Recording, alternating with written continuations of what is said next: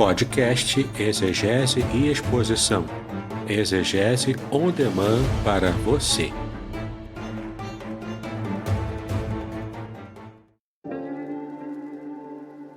Shalom! Aqui é o Davidson Pignon. Eu ajudo pastores e líderes cristãos a fazer estudos bíblicos na igreja sem ter problemas com interpretações bíblicas erradas. Então, se você está pensando em compreender a sua Bíblia com segurança, não deixe de assistir a mais conteúdos como este aqui neste canal.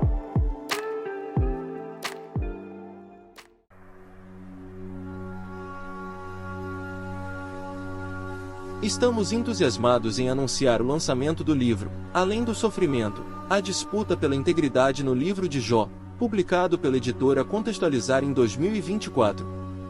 Este livro, escrito pelo reverendo Davidson Pignon, pastor congregacional, mestre em ciências da religião e professor de hebraico bíblico e exegese do Antigo Testamento, possui 420 páginas repletas de comentários profundos sobre o livro de Jó.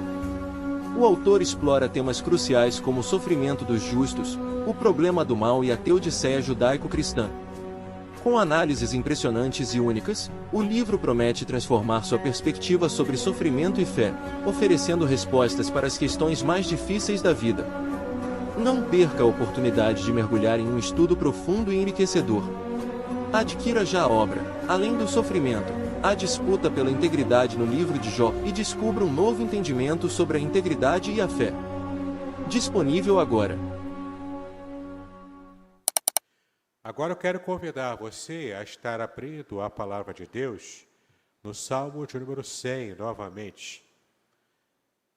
Vamos abrir a palavra de Deus no Salmo de número 100, o salmo que foi lido no início deste culto, sem que houvesse nenhuma combinação.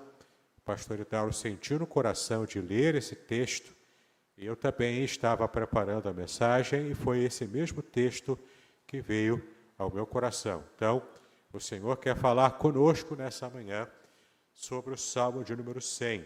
Nós vamos fazer novamente a leitura do Salmo, ele é pequeno, para que nós possamos nos contextualizar com o texto do Salmo 100 novamente.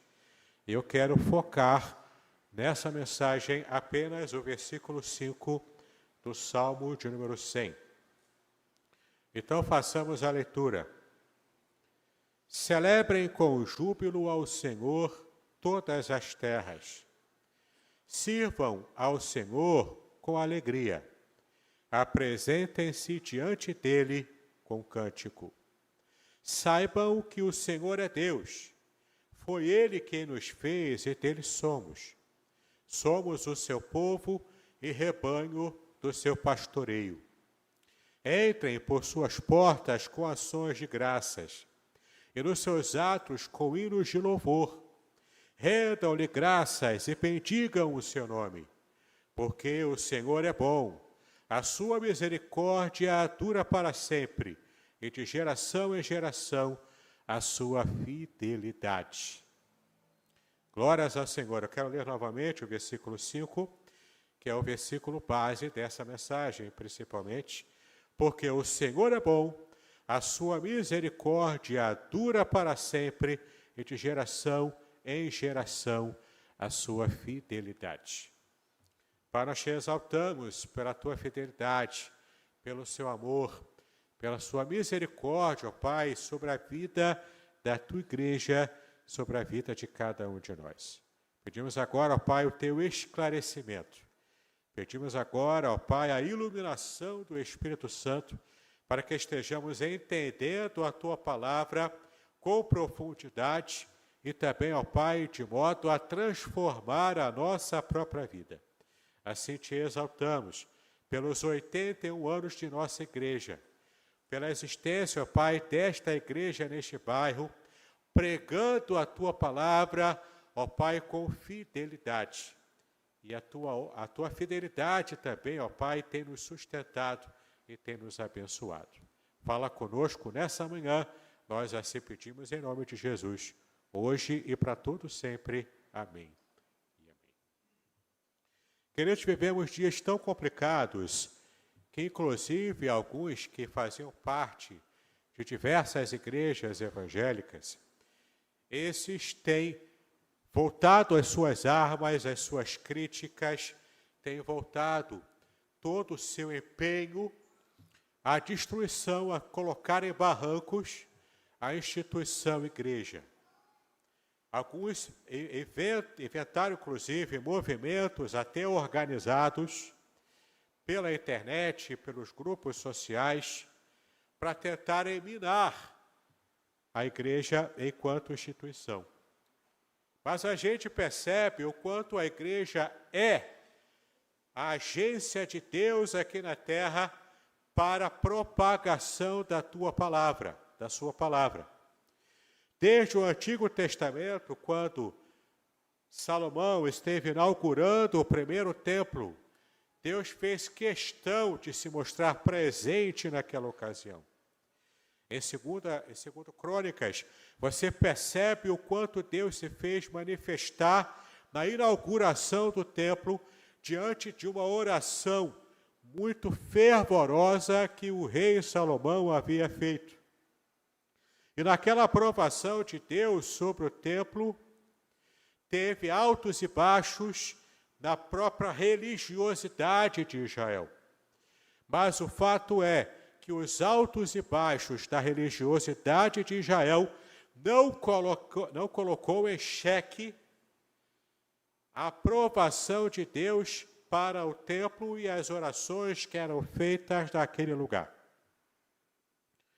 Pode-se reprovar a ingerência dos sacerdotes, pode-se reprovar o modo de agir ministerialmente dos sacerdotes, como foi o caso de Eli, como foi o caso dos filhos de Eli, que foram amplamente reprovados pelo Senhor, mas não vai se colocar em xeque o templo em si, não vai se colocar em xeque a instituição religiosa que se esforça em aproximar o homem a Deus.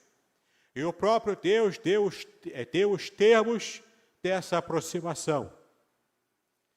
Então, de nada adianta a gente querer criticar a igreja, mas devemos, na verdade, ter a atitude oposta.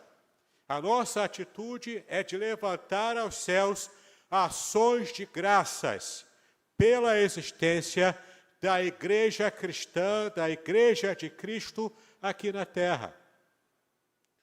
Com erros e acertos da igreja, a igreja precisa estar na terra, porque ela é a agência de Deus para a propagação do Evangelho, para trazer salvação, para trazer transformação. E essa igreja é o sal da terra e a luz do mundo, conforme o Senhor Jesus já nos ensinou.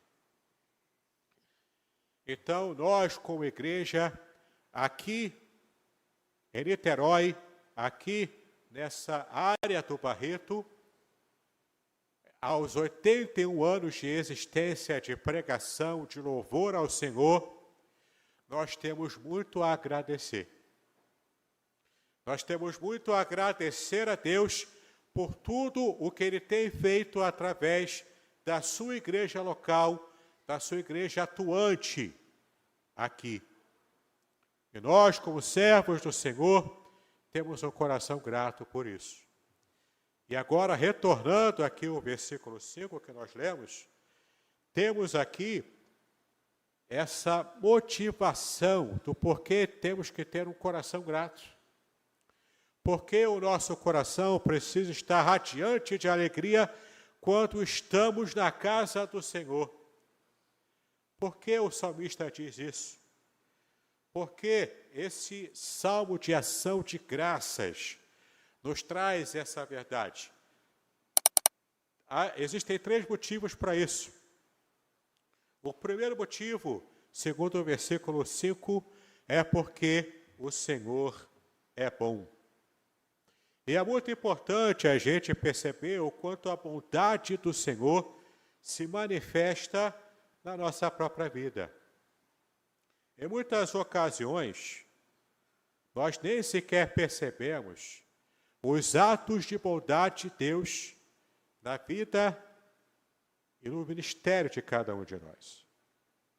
Por exemplo, quando o texto bíblico diz que Deus é bom, e de fato, em todo o tempo Deus é bom, e nós podemos experimentar essa bondade de Deus, que tanto diz respeito à bondade enquanto Deus sendo um ser perfeitamente moral, e é a bondade no seu sentido moral mesmo, porque Deus é todo bom em sua moralidade, em seus atos de bondade, que é uma expressão do amor de Deus pelos seus filhos, pela própria humanidade, pelas suas criaturas.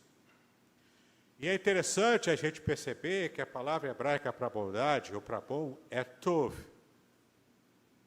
E tov significa a bondade manifestada, o amor manifestado de modo prático, de modo concreto. De que adianta você suspirar de amores pela sua namorada, pelo seu namorado, mas você não ter atos de amor que demonstrem essa paixão toda que você afirma ter no dia a dia. Você, com seu esposo, com a sua esposa, precisa demonstrar o amor que você jurou ter um dia lá no altar, na igreja, quando você se casou. Você precisa demonstrar isso com atos diários. Pequenos atos, grandes atos, mas o amor no sentido bíblico é mais do que um sentimento, é mais do que apenas uma declaração romântica, mas é de fato um compromisso de vida quando você se coloca como aquele que quer ser o agente também do bem-estar, do conforto, da felicidade da pessoa que você ama. E esse tipo de compromisso é o compromisso demonstrado pelo próprio Deus. Então, sim, Deus é bom. E a bondade de Deus, que é a demonstração prática do seu amor por nós, ela precisa ser louvada, ela precisa ser engrandecida, ela precisa ser proclamada, porque o mundo precisa do amor de Deus. Mais do que nunca, essa geração precisa encontrar o amor de Deus, para que possa preencher completamente o seu vazio. E Cristo é aquele que personifica o amor de Deus, inclusive por causa do seu sacrifício. O sacrifício de Cristo na cruz do Calvário é o máximo de personificação do amor de Deus, da bondade de Deus para a vida de cada um de nós que somos servos do Senhor, que amamos também o Senhor, em resposta do seu amor que veio primeiro. Abra rapidamente a sua Bíblia em Tiago, capítulo 1, versículo 17. Epístola do apóstolo Tiago, capítulo 1, versículo 17. Veja o que ele disse, o que ele escreveu nesse texto. Toda boa dádiva e todo dom perfeito vem lá do alto, descendo do Pai das luzes, em que não pode existir variação ou sombra de mudança. Perceba que esse texto de Tiago, capítulo 1, versículo 17, fala para nós que, inclusive, a vigorosa bondade de Deus é demonstrada com todos os atos, e esses atos de bondade, esses atos de felicidade, de bênção do Senhor, elas chegam até nós, descendo do céu, descendo diretamente de Deus, que é o Pai das luzes. Essa luz que ilumina o nosso coração, esse amor que atinge a cada um de nós, que envolve a cada um de nós, que é propagado por nossa igreja há 81 anos. Esse amor é que nos constrange a adorar, a agradecer, a exaltar o nome de Deus. Mas além da bondade do Senhor, além das bênçãos do Senhor, além de tudo que o Senhor faz em nosso favor, nós também devemos adorar ao Senhor pela sua misericórdia. A palavra misericórdia também aparece ali no texto de Salmo 100, versículo 5. E devemos adorar a Deus por suas misericórdias.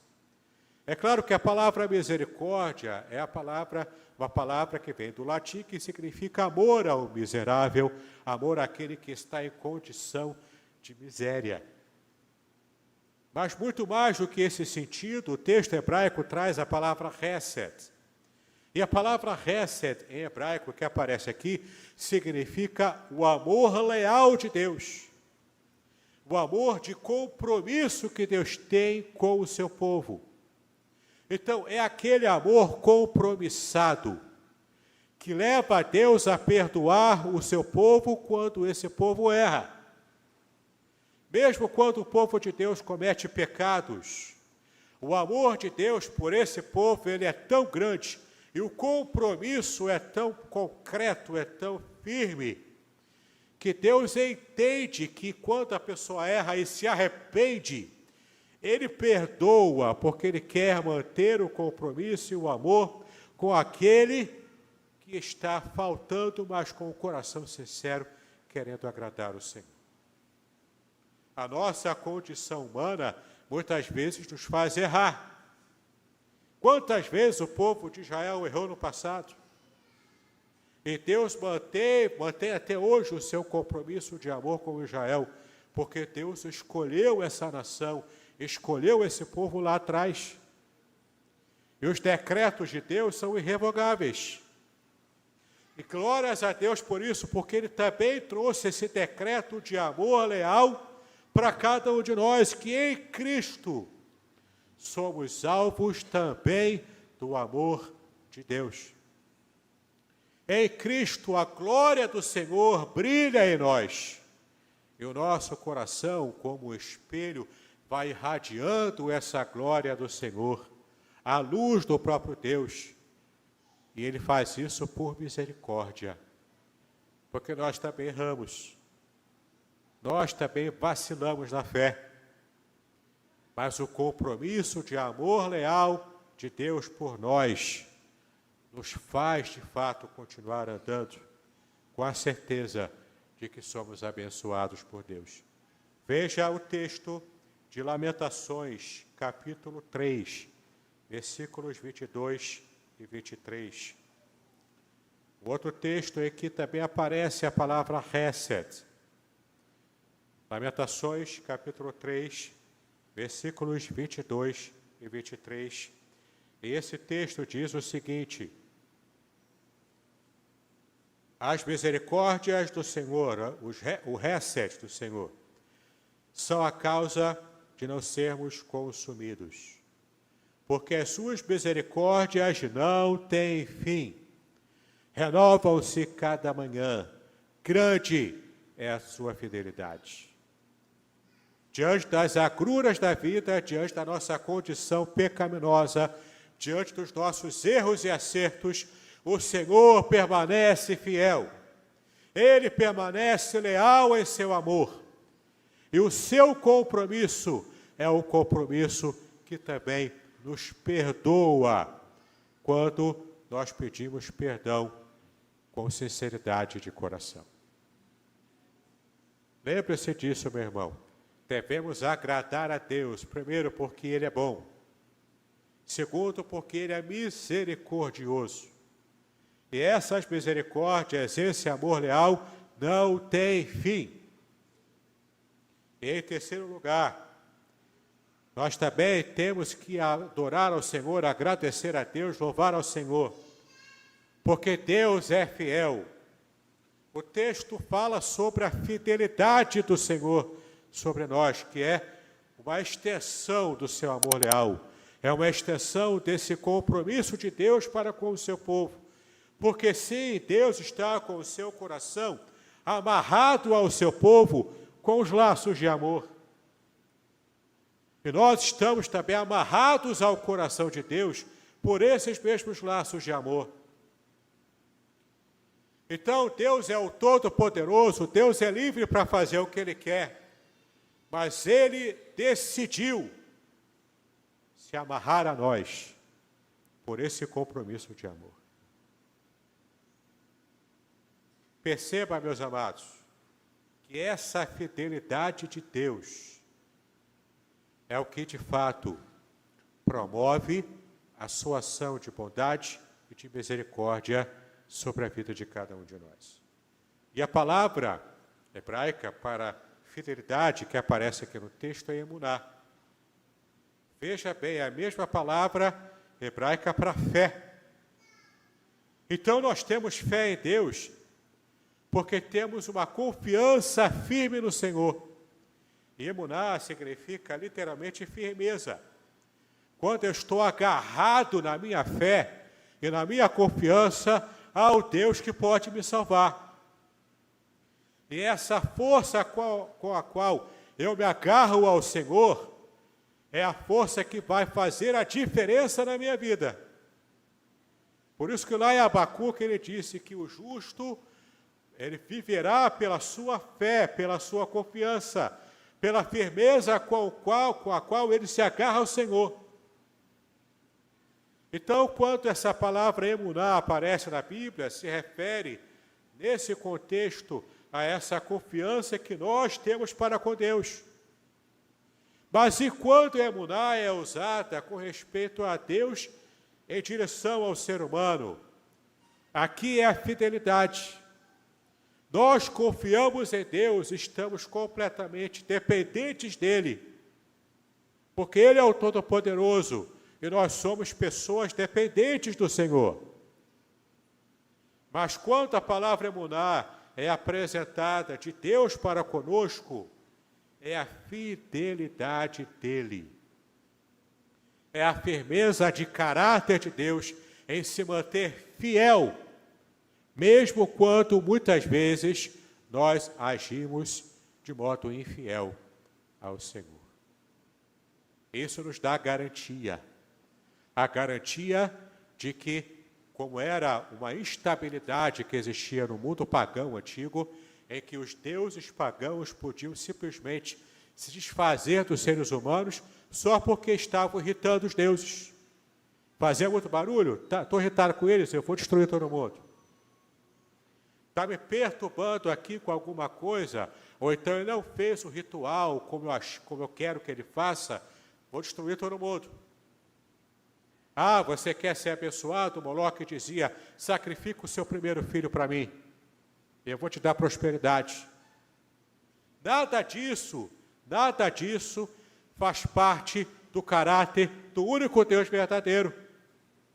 Essa insegurança o povo de Israel não tinha com Deus, porque Deus era seguro, Deus é seguro, Deus é fiel, e nessa fidelidade do Senhor, Ele nos sustenta quando estamos debaixo da aliança com Deus através do Senhor Jesus Cristo. Por isso você pode erguer a sua voz e dizer a plenos pulmões, com o coração aberto, Deus é fiel em todo tempo, Deus é fiel. Glória a Deus por isso, porque nesses 81 anos da nossa igreja, a fidelidade de Deus tem se mostrado firme, completa e total na nossa própria história, na nossa própria experiência com o Senhor. Abra sua Bíblia agora no texto de Deuteronômio, capítulo 7, versículo 9.